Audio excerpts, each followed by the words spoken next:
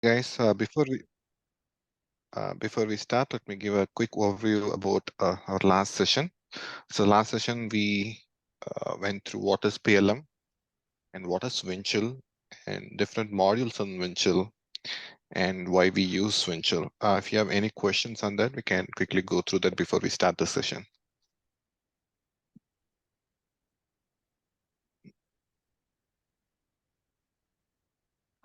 Okay. Okay. Let me start. Okay. Today we will see about the Windchill business objects.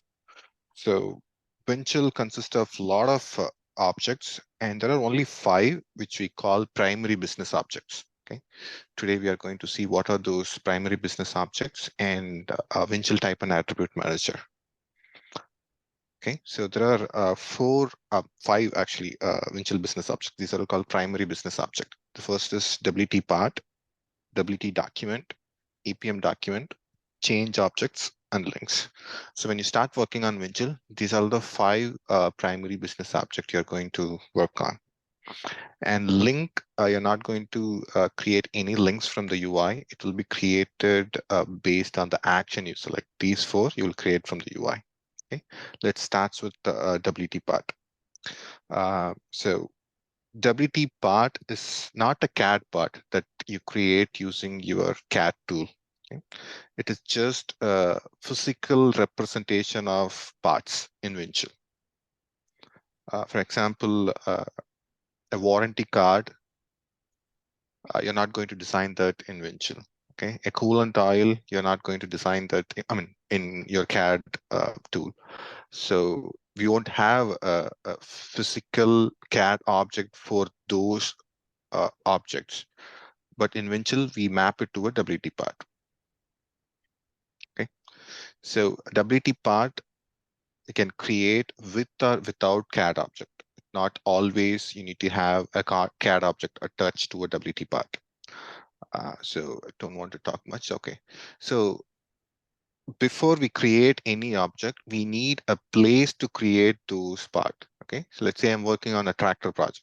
So what usually I will do is I'll go to my navigator, click the browse.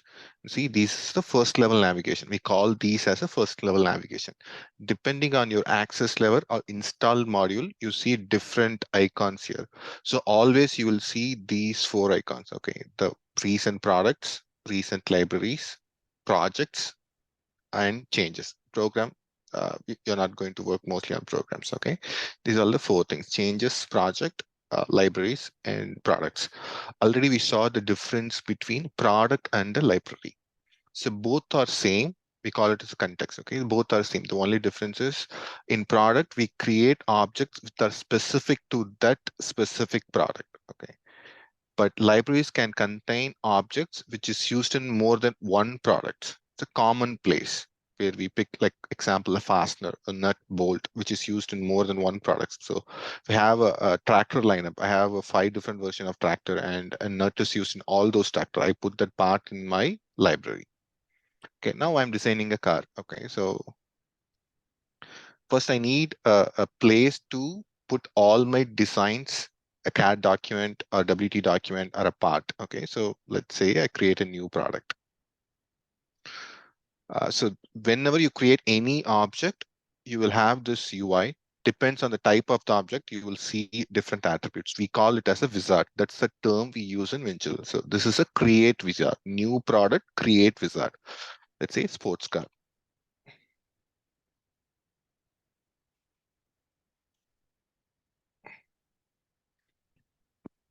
See, anything with the hashtags, it's a mandatory attribute. So it is required. Anything without a hashtag, so it is optional. So sports car, this product.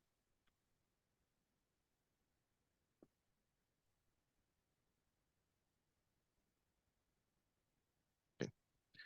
Now we need to select something called template. This you will see only while you create a product or library. So what is a template? Okay, template will have a predefined roles, folder structure. Let's say my product should have a folder called design, manufacturing, and a document. I don't want to create every time I create a new product. What I will do is I will create a template based on these configurations. So whenever I use that template, it will have the predefined folder structure and the access control policies for different roles and my object initialization rule. We will see the policies, the access control policies and the object initialization rule. In short, we call it as OAR in detail in our upcoming session.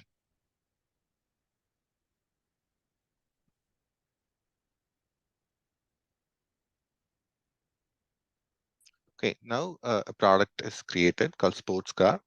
This is the organization in which the product is created. Okay, these are the metadata about the product. Now, how I navigate to the structure. So go to your navigator. So the recently accessed product, you will see the first one is sports car. That's your recently accessed product. Go to the folders. This is where most of the time you will navigate to. All this option we'll see in details later. Okay, now it doesn't have any folders in it. So now I need a folder called design to put all my design files. So I create a new folder. So this is a new folder wizard. This is like how you create folders in your Windows directory. Okay, go inside design. Oh, I launched the new part. First, when you launch this new part wizard, the first thing you're going to see is the type. What type of part you're going to create.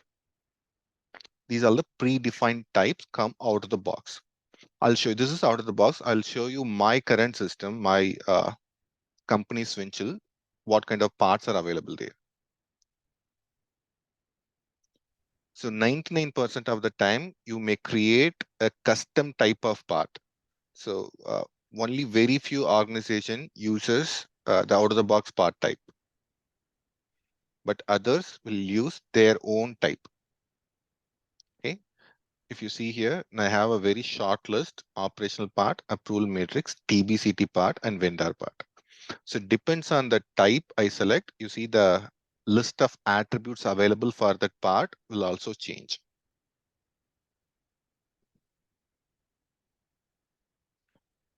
Okay, this is the out of the box screen. If I select a part, only very few available.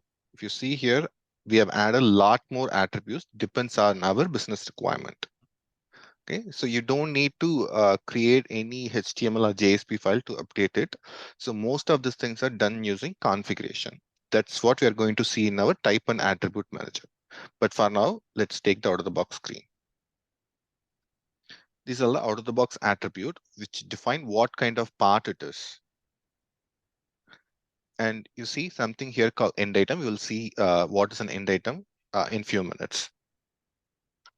But here the number is automatically generated because most of the time organization want number to be auto-generated. So they have a specific sequence based on their business requirement. So they don't want the design engineer to input a manually entered number. So most of the time the numbers are auto-generated, but they can define their name. Okay, let's say V. These are out of the box. So based on your requirement, you can remove this attribute or you can keep as is or add more attributes on that. But I'm going to keep as is. If you see the location based on from where I launched this, let's go back to the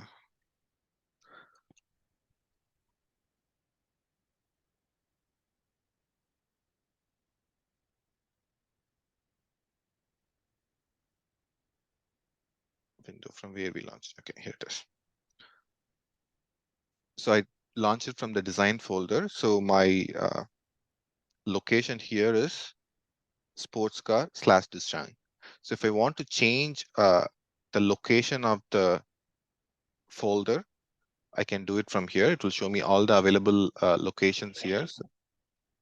So I want to, I can navigate to a different folder. Now I have only one folder, so it's only showing design. So I can navigate to a different folder if I want to create in a different folder. Okay. To finish. Now it's created a part.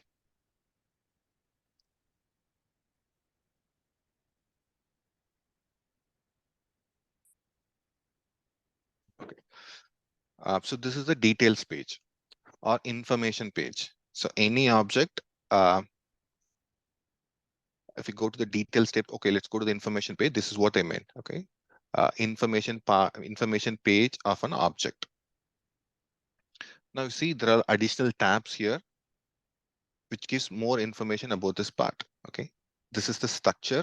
This is where we construct the BOM, the bill of materials.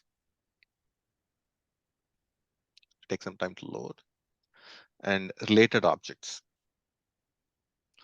Now I want to attach a document which describe what this part is. So I have a Word document. Okay, so what this wheel is about. Now I can either create a new document or add an existing document.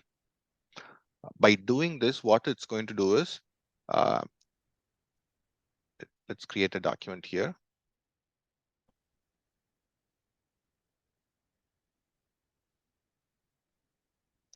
So this is a new document wizard. Here you see additionally it has option to upload a file.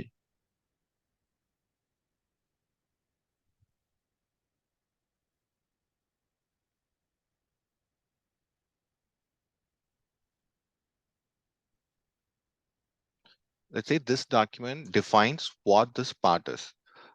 So what I can do is I can go to click add. It's going to check out my object, put the number here, search it.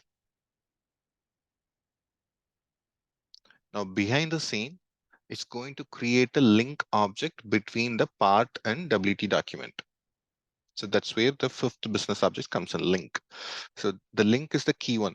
This one establishes different relationship between different object. Okay, now it's created a link between this part and WT document. All these objects are Java objects.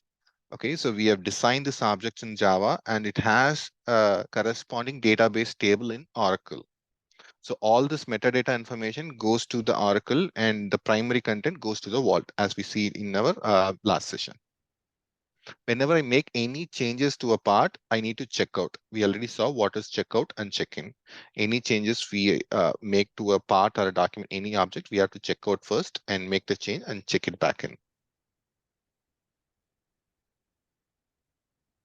Now it will create A.2 iteration. So we can track this using our history.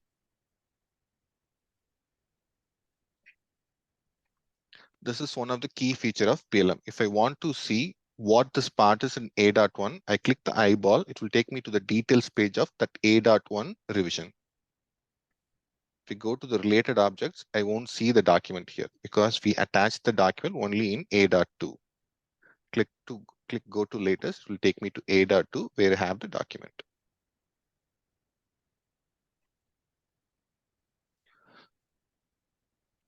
Now, I told you about something called end item. End item is a special part. So here it says end item. When I say yes, you see, now I can enter the number because it's an end item. So these are all configurations. We can make the system uh, to auto-generate even for an end item or to have a manually entered number for a regular part. All these are configurations. So we configure this according to the business requirement. Out of the box, end item, we can enter the number manually. For regular parts, it's auto-generated. So what is an end item? So end item is a special part which represent a deliverable product. So these are all the out-of-the-box Windchill terms, how they define an end item. Okay. Let's say I have a car and it has engine, transmission, and wheel assembly frame. Okay. So engine has multiple components in it, but engine I can sell it to other customer. For example, Fiat sells their diesel engine to Tata. So we can make that engine as an end item, which is a deliverable product. So that's where this end item comes in.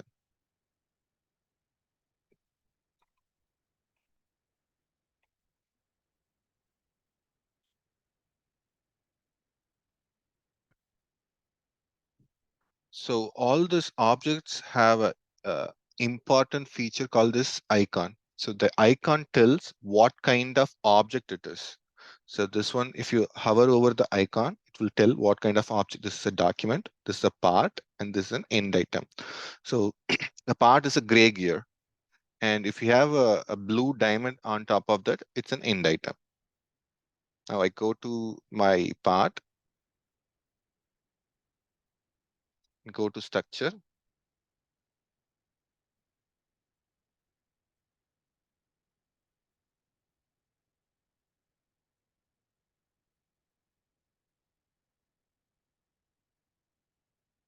and insert an existing part. Let's say I want to create a bill of material.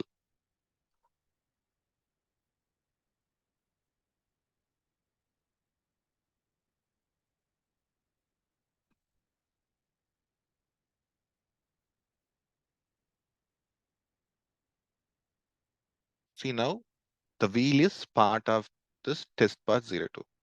Let's say this is car and I have added wheel part of my assembly. Since I made a change to this BOM structure, it automatically checks out my part. So I can check it back in. Come and check.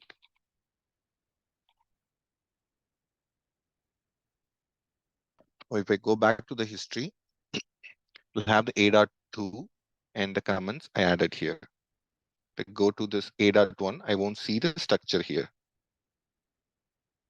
because we have added the part in A.2.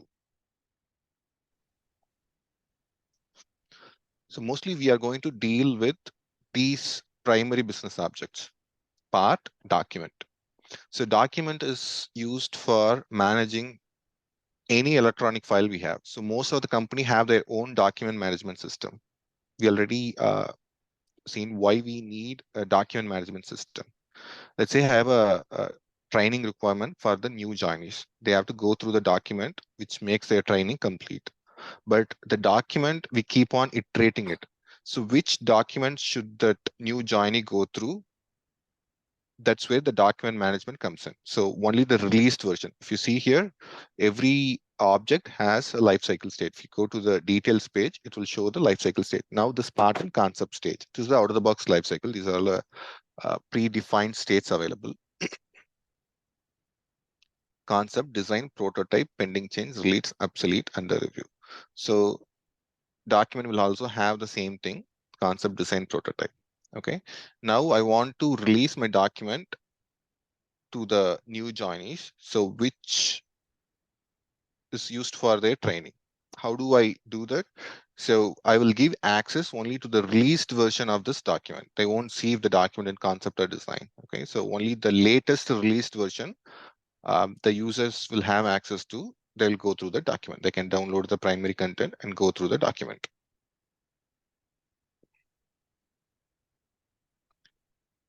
Okay, let's design a structure here. So now I want to change the name of this part. So there are two ways that we can edit this. If you see here, checkout and edit, I can edit the attributes, but I cannot change the name. So anything we want to change about the identity of an object, that's where we have to use the edit common attribute. I do undo checkout. Let's say I want to change the name of the attribute. Keep the number as is.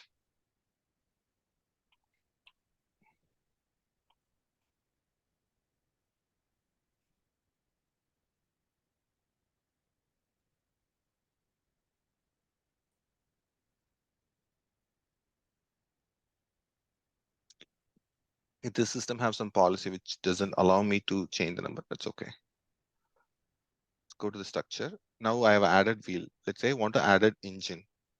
Right click, insert, insert new. It will give me a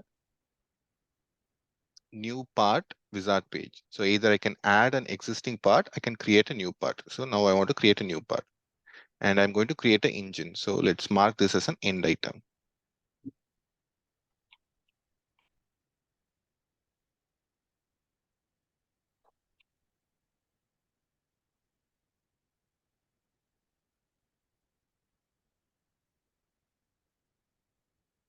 Okay.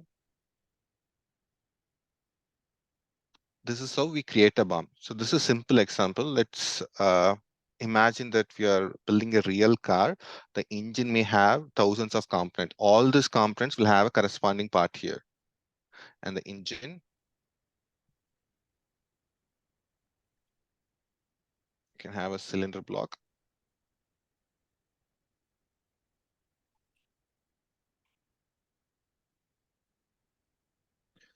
Okay. So this is the job of a design engineer. So you are not going to build a bomb. Okay. The bomb will come from your CAD tool. But I'm just giving you an example. So how a bomb will be built. So mostly your job will be configuring the number sequence and creating a subtype of a part. Let's check in this.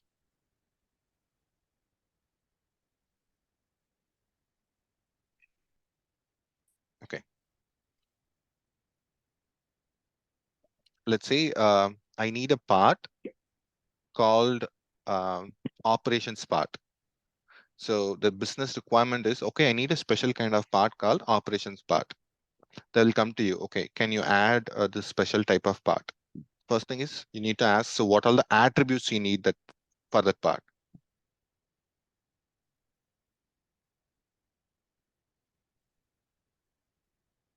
Okay, let's use my.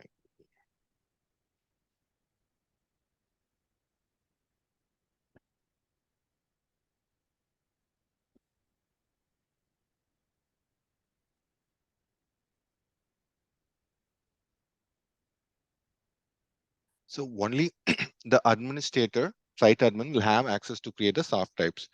Okay, since I'm a site admin, I see this, only our government will see this icon and site admin will see both these icons. Normal users won't see this option. Okay, we go to utilities. This is where the type and attribute manager comes in play. So this one will list all the available types in Windchill and also the list of attributes that we can use. So we have all these types, but I said only we have 5 primary business objects. Let's go to part and right click new subtype. We give an internal name for that new subtype and a display name for that new subtype, which is going to be operations part. We already have a part called operations part here. Here we can also change the icon for that part. And we can add new attributes here. You already have some custom attributes, but if you want, you can click new attribute. And these are the types of attributes we can create. So we'll see about this attribute types later. We give an internal name for the attribute and we create a new attribute and add, let's say I want to add attribute called country. It's a string attribute and I need to add an attribute called manufacture date, which is a date attribute. I can do it from here.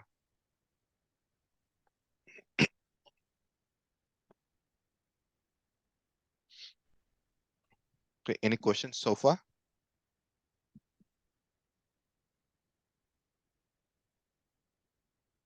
Okay, good. So, okay, now we covered 2 objects, the WT part and WT document. Now the other one is EPM document. So EPM document is nothing but your actual CAD file.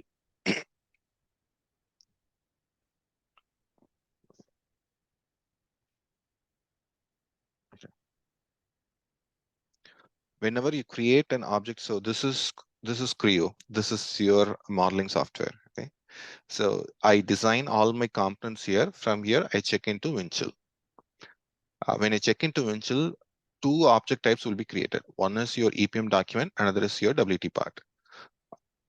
For all the EPM document, there will be always an attached WT part.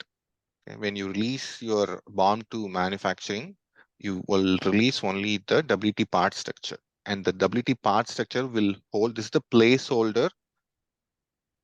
If you go to the related objects, so this is where your CAD objects will be present. This is a placeholder which have information about all the details about the part. CAD object is just a visual representation of the part. It may have a warranty card, it may have a service manual, it may have a reference document. So all these things will be collected under this WT part. And CAD document, we cannot create it from Windchill. It needs to come from your uh, CAD tool. So I'll explain how we integrate Windchill with your CAD tool later. So before that, we'll finish the primary business objects. Okay. Now let's go to change objects. Change object is not a single object.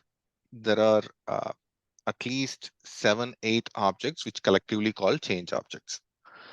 Now I have this car in manufacturing and release. It's in the market. Now we already talked about how we bring a change inside Windchill, because change management is also a key concept in Windchill. How we manage the change, how we bring change to this engine.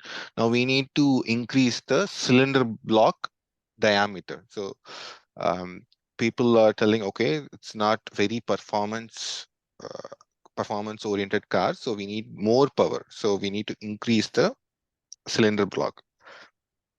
How the change management process starts. Okay, it all starts with problem report.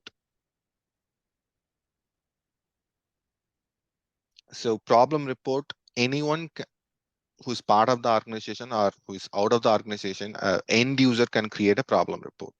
Okay.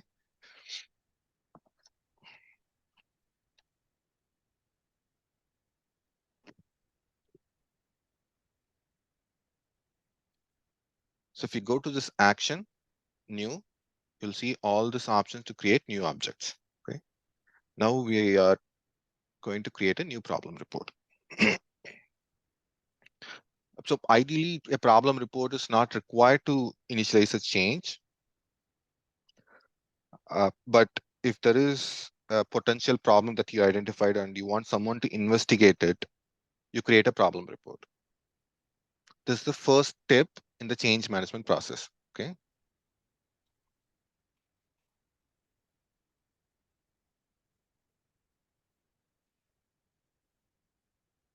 Now we are getting some feedback from the users that we need more performance, so we need to increase the cylinder diameter. Okay. These are all out of the box attributes. So whatever you see here, we can configure it, we can remove it, can add attributes specific to the business requirement, but out of the box, this is what Windchill provides. Okay, product improvement. So I need someone to investigate this in a month. Set the date, and I give some description about this problem report.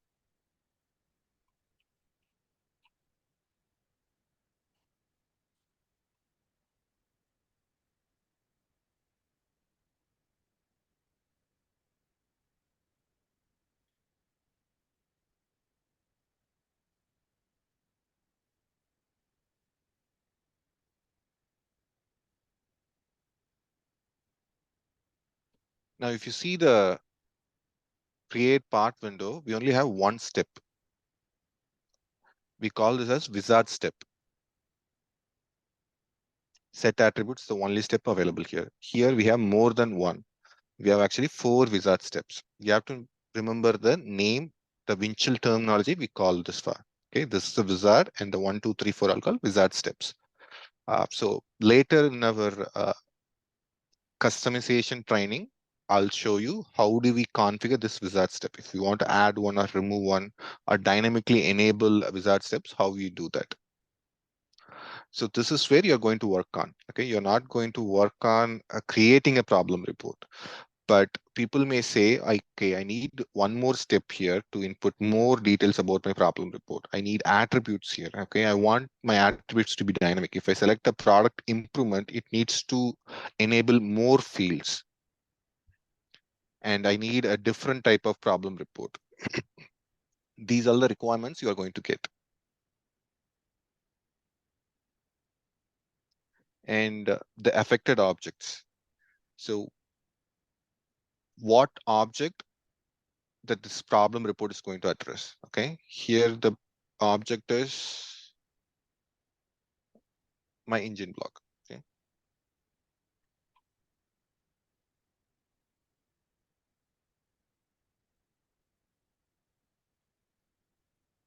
I can go to add affected objects and select number. This is, we call it as a picker. We are picking an object. So the Windchill terminology is picker. Here I can filter based on the type that I want to search for to improve the performance of the search, or I can search on all object types, or I can directly put the number here. It's going to search and give me the.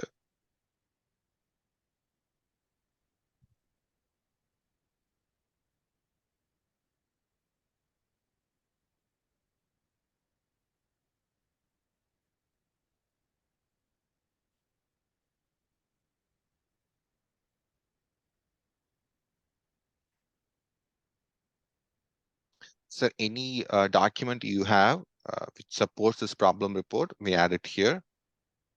And any other existing change objects that you want to refer to, you can add it here. Now we don't have any, we click finish. Okay. So all these change objects will have this result. In part and document, we don't see this when I click finish, but here you see the submit now or submit later. Okay. What the submit later will do is, okay, I need to capture more picture about the product and attach it here. So I say submit later, so it won't trigger any workflows. Okay, so it's like a saving as a draft. Submit now will immediately trigger the workflows.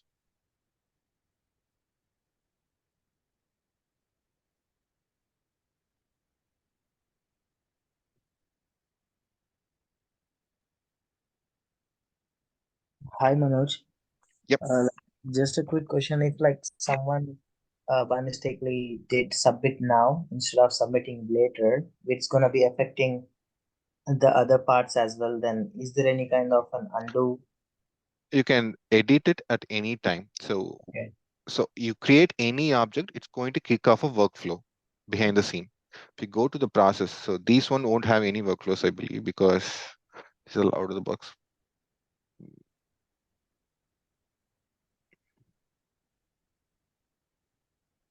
Out of the box in the sense like the one which we can configure, right? Out of the box is what comes with the vanilla Basic. version of Windchill. Oh, the basic everything what we get it. Yep, Okay, perfect. doesn't have any. Okay.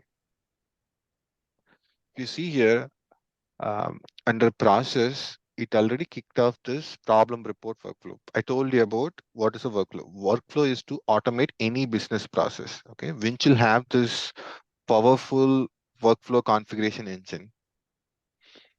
Now, Mhm. after I submit this problem report, it automatically generates a task called analyze problem report. And it sends the responsible role for this task is change admin one. Okay, since there is no user configured for change admin one, it came to me. So usually when a problem report is anyone can create a problem report in End under user. any product, okay, end users.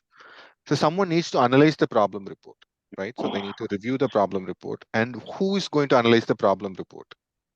There should be some qualified user who need to do the analysis. Not everyone can analyze the problem report. That's where the role comes into play. In my workflow, let's quickly open this workflow and see.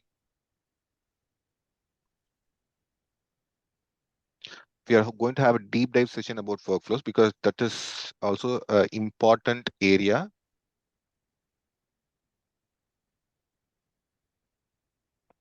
Again, only admins will have access to workflows.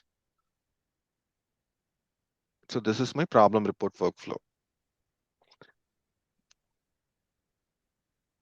Any object which is lifecycle managed, all the primary business object except the link are lifecycle managed.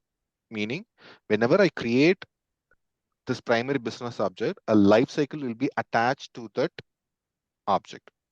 Okay, and the lifecycle defines the state. Let's say, so this one, the part has a life cycle template called one phase development.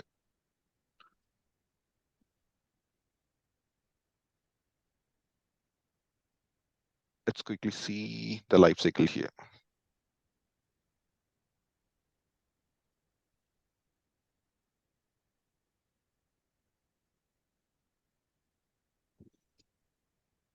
Okay, this is the state that we see in our part details page. Now, let's say the user wants a new state. They don't want concept, but they want design, prototype, production, released, and obsolete. How you are going to do it? You create a new life cycle, okay, and add new state to this, whatever state you want, and click this and select which state. Okay, I want design.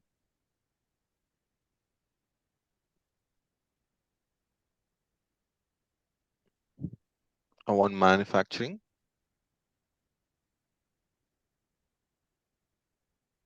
I want release, production,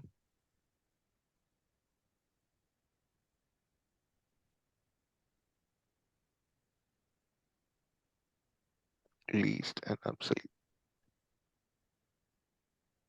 Like everything is configurable, right? So even you can add some more options which is not in there. Yes, so Yes. that's where your job. So the user will have, okay, I want something called TBCT review based on my company name. I'm giving you an example. So out of the Mm-hmm. box, it won't be available here. So Mm-hmm. you need to know how to add that state to this drop-down box. Okay. Okay. Now, if you see here, if I click outside, it's going to give the option. So basic and advanced. So the difference between basic and advanced is for advanced life cycle, I can attach a workflow to it. Okay, if I click advanced, if you say basic, this workflow tab is disabled. So this is the key difference. You need to understand difference between the advanced and basic life cycle.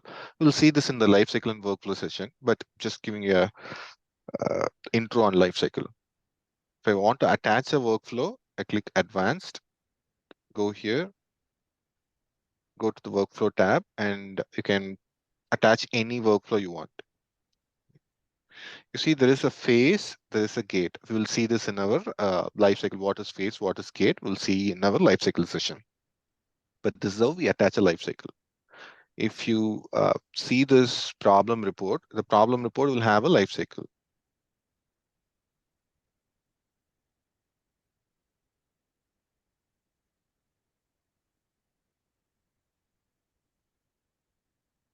Okay,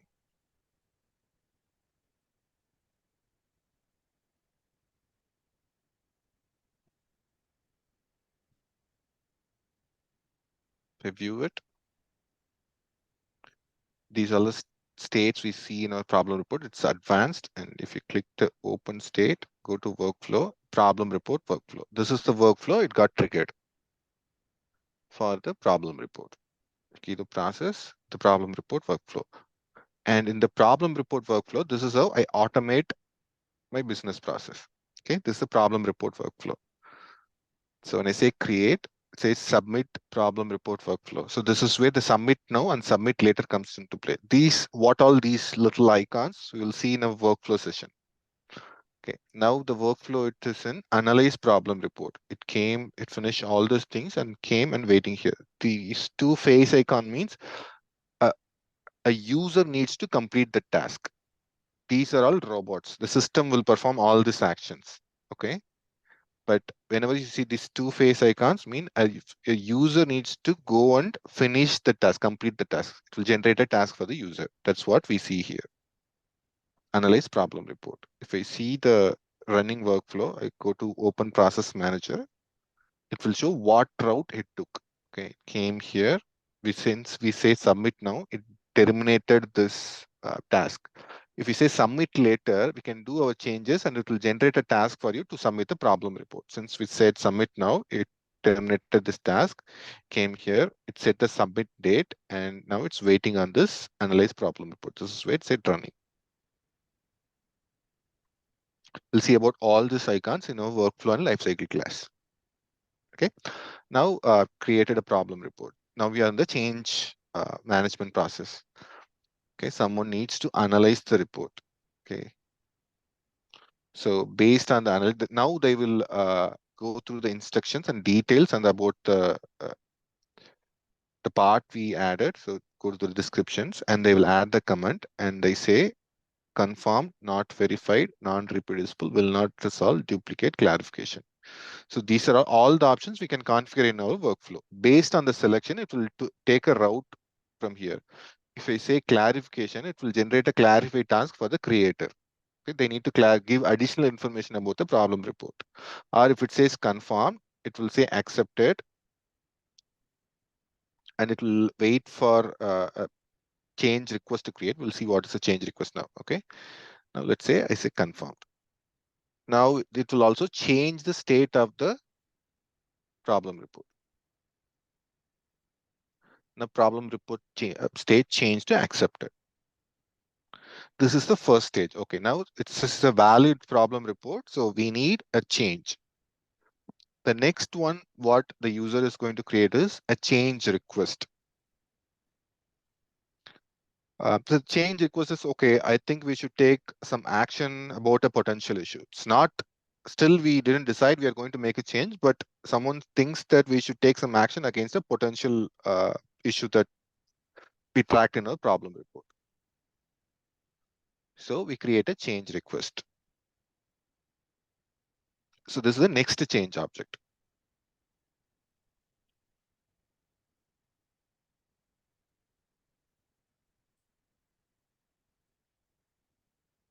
If I say propagate information, it will get the information from my problem report and pre-populate it here. And what is the proposed solution?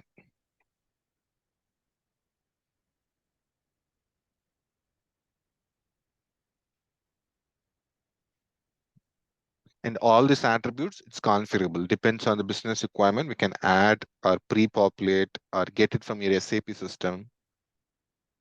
We can do everything the user asks for.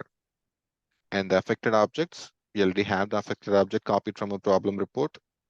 And any new attachment we found, we're going to attach it here. And any association, see our problem report is already attached. Now we have let's do submit later, okay? It's going to create a change request task. But if you go to the process, it's a different workflow, okay? You'll see it's a change request workflow. It's waiting for the submit change request. So now it will generate a task for the user to make all the necessary additional changes and again submit the change request. Go to this task. Again, if you see the role, initially it was change admin 1. Now if you see the role for this task, it is submitter because the submitter who created this change request needs to complete the task. All the tasks will come to me because I'm the only user available in the system. And after I made all the changes, so now I go to my change request, edit.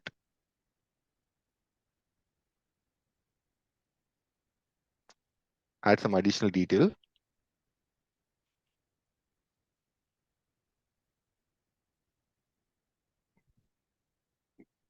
Now I can do submit now. So once I do submit now, this task will go away. Now I don't have the task because I already submitted my problem report. Now where it is, now analyze change request. So depends on, again, the business process. So different organization will have a different business process. Not everyone is going to follow this out of the box process. So that is where we need to configure these workflows based on the business requirement. So 99% of the companies won't use this out of the box process. They'll make at least few changes here and there.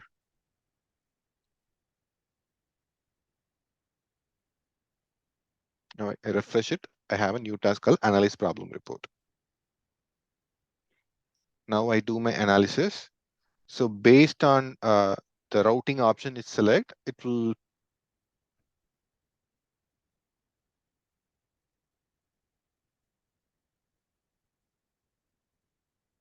So this is where the recently accessed. Now I want to, now I navigate to a different tab. So my change request is nowhere available here. This is where the recently accessed comes in handy. I click recently accessed. I go to my change request. The first thing you need to learn is how to navigate to different pages. The Windchill navigation is important here. See, based on the routing option, it's going to go to a different branch from here. So there are multiple branches going out of this analyze change request. Based on the routing option I select, it will go to different branch.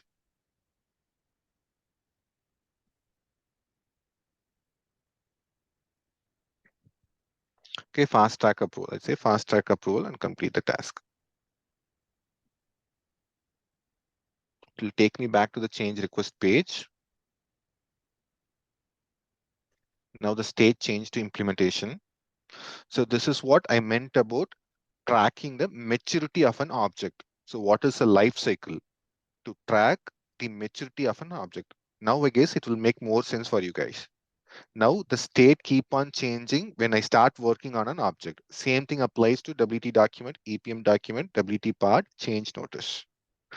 This is what a life cycle is mean. Life cycle is to track the maturity of an object. Now, when I come here to this change request, okay, this change request is an implementation state.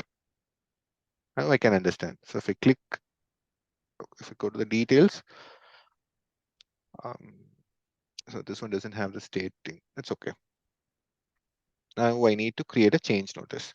Since it is an approved phase, the final change object is going to be change notice. This is where we specify set of steps to implement the actual change. We can create it from a change request, or we can configure our system to create change notice without a change request. Out of the box, we need a change request to create a change notice. But there is a preference we can change to create change notice without a change request. Now, let's go to this action. Now, if you see here, in this task page, I have an option to create a new change notice. You can propagate the information. Okay. This one have something called implementation plan. So this is another type of change object called change task. Change task is an instruction for a specific person to perform an action as a part of the change notice. Okay. This change task is update firmware. So these are all out of the box configuration. Let's say I want to assign a task, okay, to a design engineer. Go and update the CAD assembly board, the engine block diameter. Now I create one more task called, okay, update the service manual, update the warranty card. So these are the different tasks. So this will be assigned to individual designers or manufacturing engineers, depends on the task. They will perform the actual change. Okay. So this is the sequence in which the change task will be enabled. Now, if I don't want this task, I can remove it.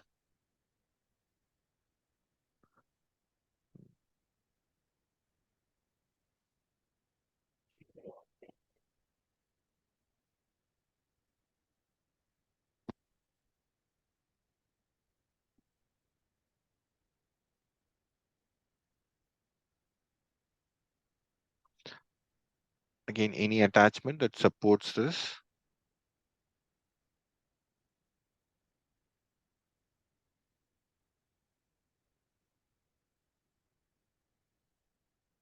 Submit now.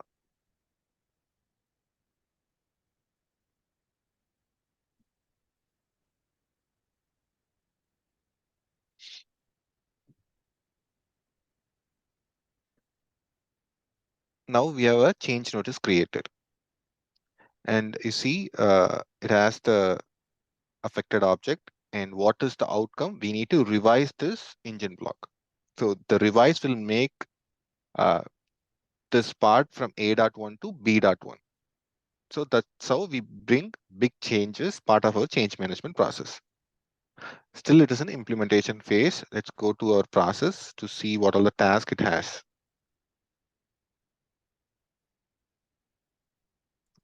This is my change notice, and this one has the change task workflow running, and we have a complete change notice task.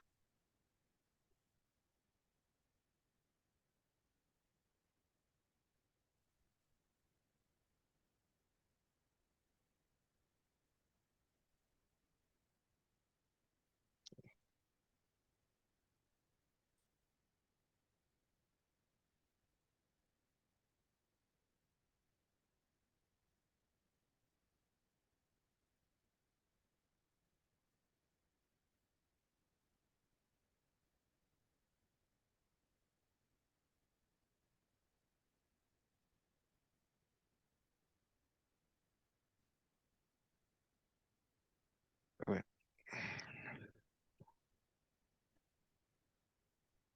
That field doesn't allow me to enter more than 20 characters. That's how they have configured it. But my username is it's very long, so let's do it in a different way.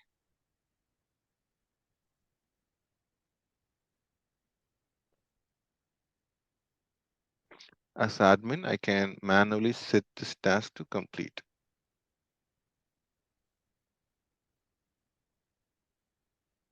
This is my change task. See, it's an implementation. It's an under review change notice task.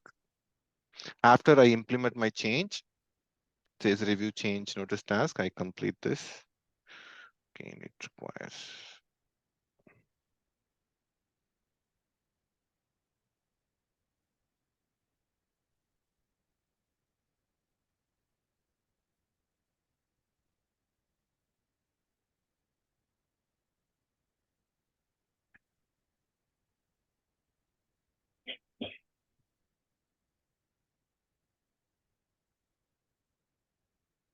Now, once my change task is resolved, my change notice will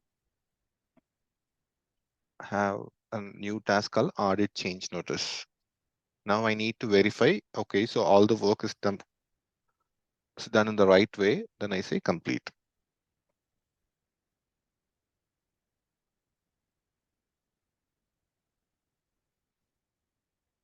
Okay, now my change notice is resolved, which make my, now see it's an under review. So now it will make my uh, change request to implementation state. This is done, create change notice. This should be,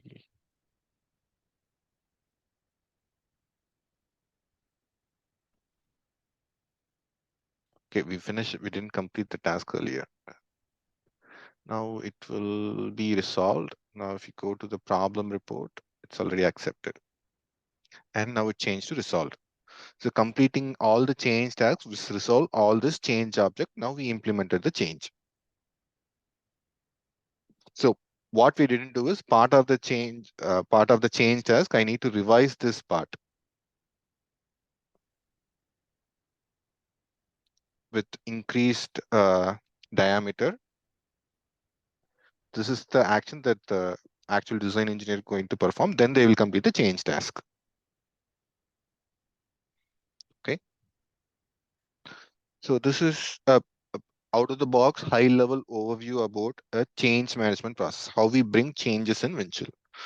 So why we need this process to track the change. Okay. So why we revise this part to B.1. So all these things will be tracked. That's why we need this. And we need a set of approvers. So all these tasks will be assigned to different roles. So different people from the organization is going to perform all these tasks. Now for the demo, I completed all the tasks.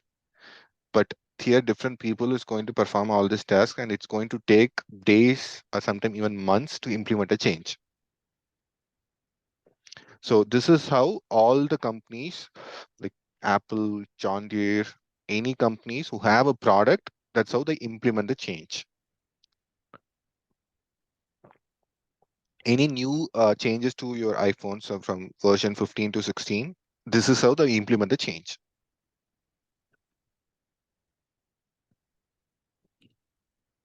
Any questions? And finally, links. So all this change request, change object, how it is connected using the links. It will have different links. link objects behind the scene. Link objects again is nothing but a Java class which have two attributes called role A and role B. And role A will have reference to the change requests. Let's say uh, how the change notice linked here. Let's do the related objects.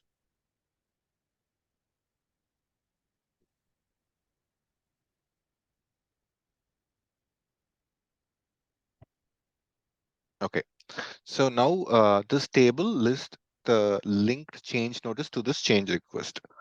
How the system know that these two objects are linked? Using a link object. The link object will have role A, role B attribute. The role A will hold the request, the change request object identifier, and the role B will hold the change notice object identifier. It will save in the database. So when the table is built, it will query that link table, and based on this, so this is the primary key for this uh, change request. So any object will have this VRS version reference. Sometimes we'll have OR object reference. So this is the primary key. So we'll go to the table. This will have a backend Java API, which will query the table using this primary key, and it will fetch the role B object, and it will query the change notice table using that key and get this change notice information. So these are all Java APIs.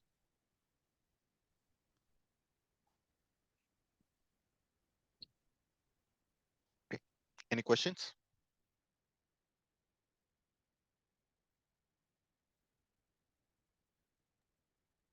So at this point, I know it will be a little overwhelming for you guys. So because I finished so quickly, because I have the muscle memory to navigate to different screens, but when you start working on this, you don't even know how to navigate to different objects. It all comes with practice. So it's like mathematics. You need to keep practicing. That's how you will get more comfortable with this tool. Because with few sessions, you cannot learn an enterprise application. A lot of things happening behind the scene, but this is a good start for you guys. When you have time, start practicing it. So I have built an image for you. I'll share it with you. Run it in your laptop, and you'll have your own Windchill system, and you can practice whatever I said. Can practice